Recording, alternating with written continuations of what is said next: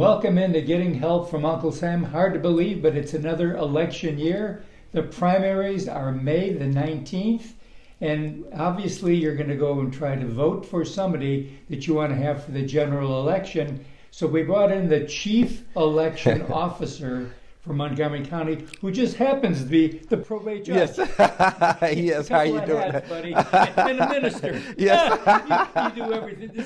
This is Judge J.C. Love, Montgomery County Probate Yes. Judge. Yes. It's so glad to have you back again. Well, always a pleasure to be on your show. So. You're doing a wonderful job down there. Well, thank you. You're transitioning in a beautiful way.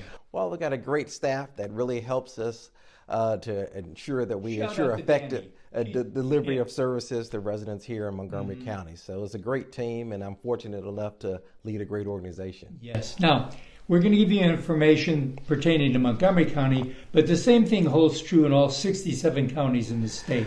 Well, yes. Because elections will happen.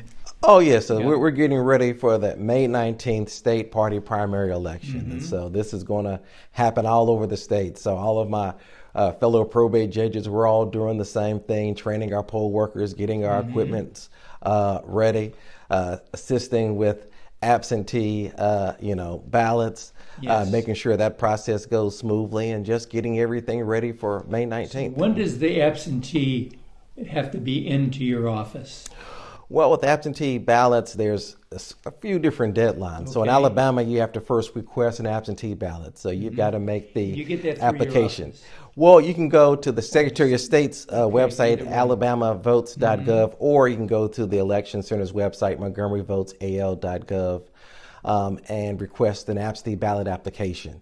So you first have to go ahead and apply for an absentee ballot. And so that deadline for the mail-in application is May 12th. So you have to, your application has to be received by the absentee election manager. That's also our circuit clerk over at the Montgomery County Courthouse by May 12th. But you can hand deliver it to their office by May 14th. Okay. And then once you've submitted the application and you receive your absentee ballot, then there are two more deadlines that you can hand deliver your ballot by May 18th back to the Montgomery County Courthouse, the absentee election manager's office, by 5 p.m. on Monday, May 18th. Which is the day before the day before the primary election.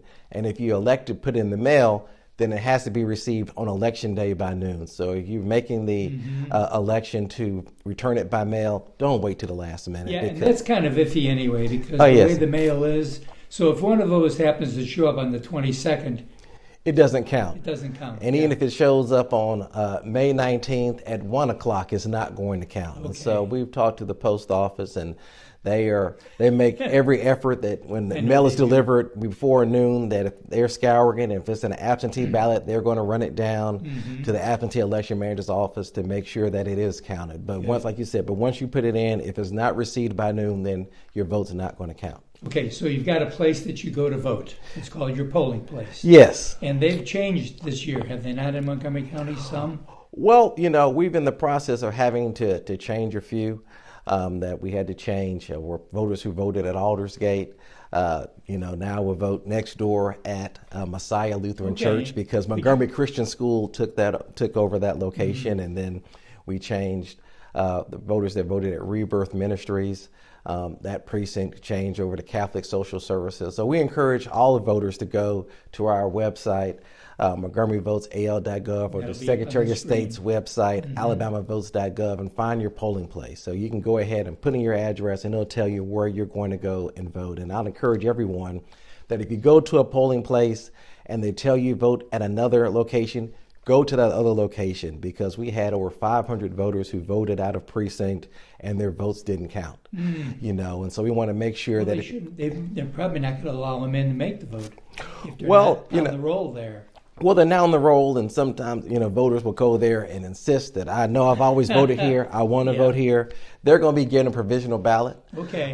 So they'll still be allowed to vote, but when the board of registrars goes back and investigates why they voted at this precinct versus at its other precinct, they run a great likelihood that their vote won't count because they voted out of precinct. And you should have gotten a postcard at your house telling you that you're now voting at this precinct. Yes, the Board of Registrars, they control the voting list here in Montgomery County. They've mailed out cards, and anyone whose precinct has changed, they should be getting another card from the Board of Registrars, and then the Election Center is also going to be doing some mailing, and we'll be doing a lot of promotion, really encouraging voters to know before they go to the polls, just to cut down on any voter confusion. Okay, and again, when you go in, you're going to choose a ballot. Give me a Democratic ballot or a Republican ballot. Well, since it's a party primary election, voters actually have three options. If they identify as a Republican or a Democrat, then they'll be given that party's ballot. But also, if they don't identify, look up and say, no, you're not. Oh no, yeah. So no. So you can just go to the polls and tell them, I want to vote a Democratic ballot, Republican ballot. But if you are a Libertarian, Green Party candidate, or don't identify with either party, you can still vote, but you can request a ballot just to vote on the constitutional amendments, because there'll be 2 constitutional amendments on the ballot for this election. Okay, and those are very important also, the constitutional amendments. And you can go to your website or the Secretary of State's and find out what they're really all about. Well, yeah. So on our read them ahead of time. Oh, yeah. So we have sample ballots that are on our website, and they will give you an explanation of them. So there are 2 constitutional amendments. One will change the offenses for which a judge can deny a defendant bail. So if he's charged with any number of those offenses, then the judge has the ability to deny that defendant bail.